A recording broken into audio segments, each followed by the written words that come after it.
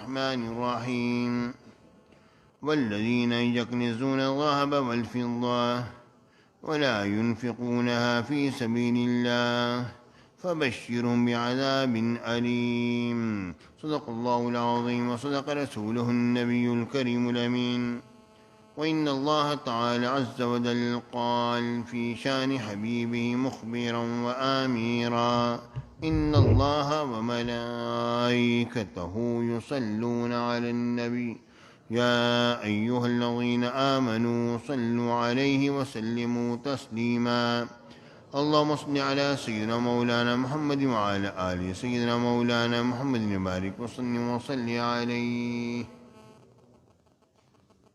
محترم حضرات، سامعین کرام، حاضری محفل، پیارے ساتھیوں، دوستوں، بزرگوں، پیارے پیارے بچوں، عزیز بیٹیوں، بہنوں، ماؤں، السلام علیکم ورحمۃ اللہ وبرکاتہ. اللہ تعالیٰ کا بے شمار کرم، اس کا احسان عظیم. الحمد ہماری محفل آج بھی ہو رہی ہے. باہر بھی الحمدللہ کافی لوگ موجود.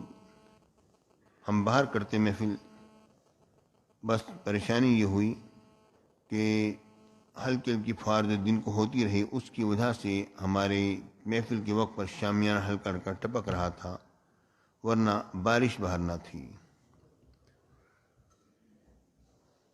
ہم اس لیے اندر آئے کیونکہ شامیانے نے ہمارا ساتھ نہ دیا، ورنہ بادلوں نے ہمارا ساتھ یقیناً دیا.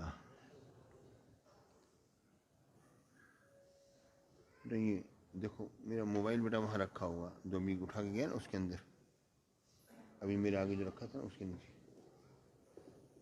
اس میں بیٹا ہمارا موبائل ہوگا. دیکھو ابھی جو رکھا تھا نا ہے نا.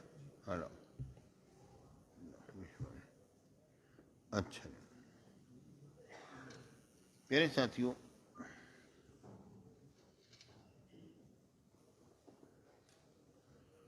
بات ہو رہی تھی زکوٰۃ پر.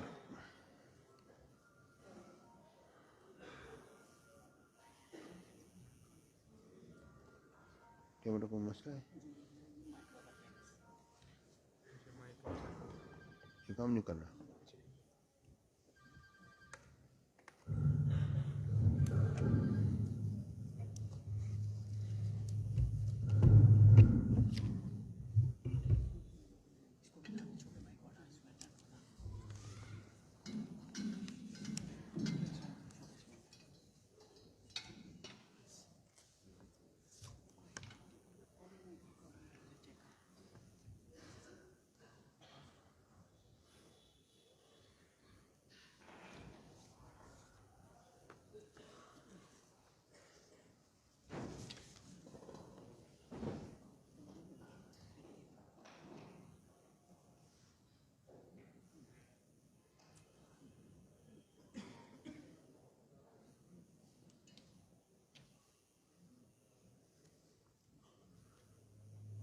ٹھیک ہو گیا چلیے. پیارے ساتھیوں، جیسے کہ آپ جانتے ہیں کہ بس سلسلے زکوٰۃ گفتگو ہو رہی تھی. پچھلی مرتبہ بھی مجبوری ہو گئی اور آج یہ مجبوری ہو گئی. بات یہ ہے کہ زکوٰۃ دینا بڑا مشکل کام ہے اور جیب سے پیسہ نکالنا بڑا مشکل کام ہے، تو ظاہر ہے پھر ایسے مجبوریاں تو سامنے آئیں گی. یہ دلیل ہے اس بات کی کہ زکوٰۃ دینا واقعی میں بڑا مشکل کام ہے.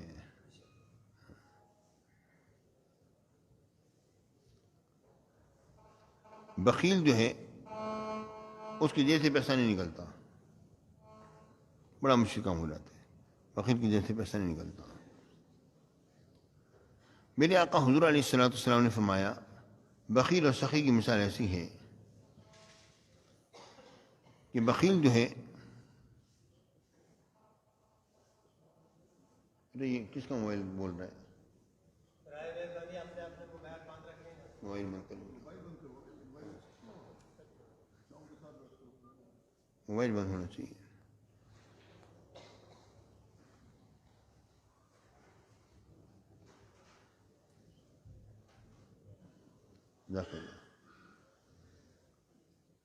بس مختصر انداز میں بول رہا ہوں بیٹا، ذرا جلدی جلدی اس کو سیٹ کرو. سیٹ ہے نا؟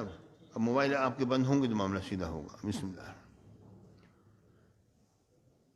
میرے آقا حضور علیہ الصلوۃ والسلام نے فرمایا کہ بخیل اور سخی کی مثال دیتے فرمایا کہ سخی جو ہے وہ جب خرچ کرتا ہے اللہ کے نام پر، اس کی یہاں پر چھاتی پر ایک جبہ ہوتا ہے، وہ پھیلنا شروع ہوتا ہے، اللہ کے نام پر خرچ کرتا چلا جاتا ہے اور پھیلتا چلا جاتا ہے، یہاں تک کہ اس کے پورے جسم کو ڈھانپ لیتا ہے اور اس کے پوروں تک کو ڈھانپ لیتا ہے۔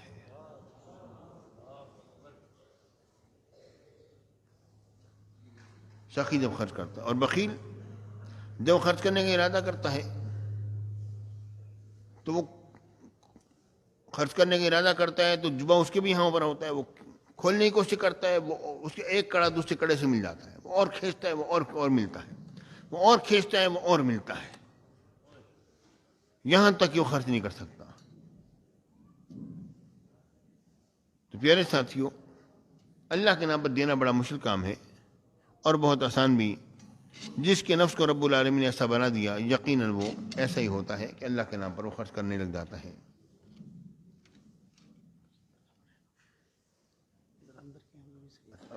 اب یہ سب لگے رہیں گے، مہربانی۔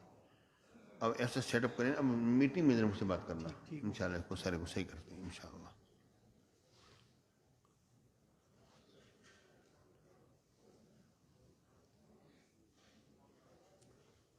میرے آقا حضور علیہ السلام نے جس انداز میں خرچ کیا پیسے کو،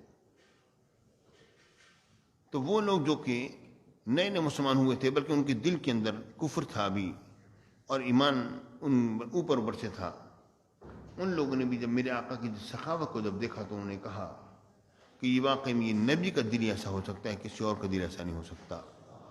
میرے آقا کی سخاوت کو دیکھ کر لوگ پکے مسلمان ہو گئے۔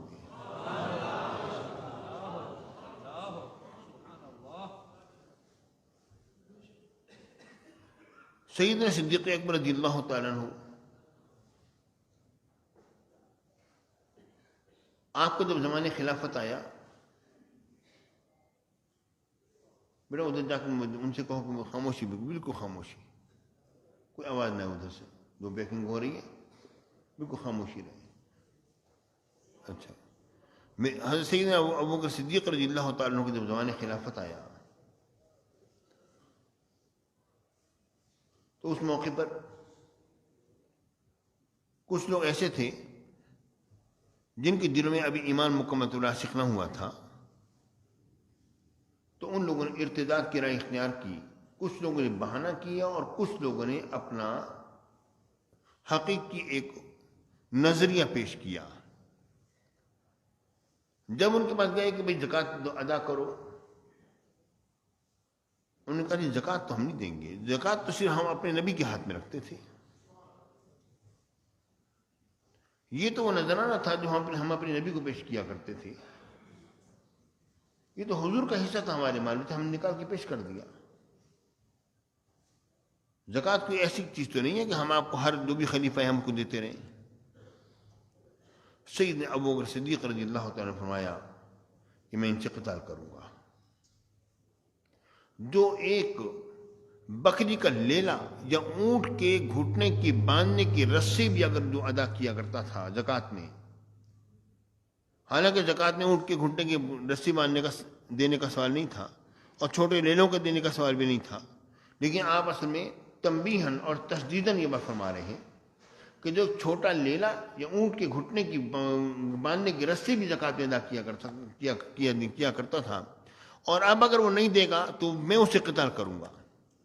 سید عمر بن خطاب رضی اللہ تعالیٰ عنہ نے کہا، اے ابوبکر صدیق اب یہ کیسے کر سکتے ہیں جبکہ حضور علیہ السلام نے فرمایا ہے کہ جس شخص نے لا الہ الا اللہ کہہ دیا اور وہ ایمان لے آیا اور اس نے ہماری ولی نماز پڑھی، ہمارے قبلے کو ہم اپنا قبلہ بنایا، وہ مسلمان ہے، اس نے اپنی جان کو مال کو ہم سے محفوظ کر لیا ہے، آپ یہ کیسے قتال کر سکتے ہیں ان سے؟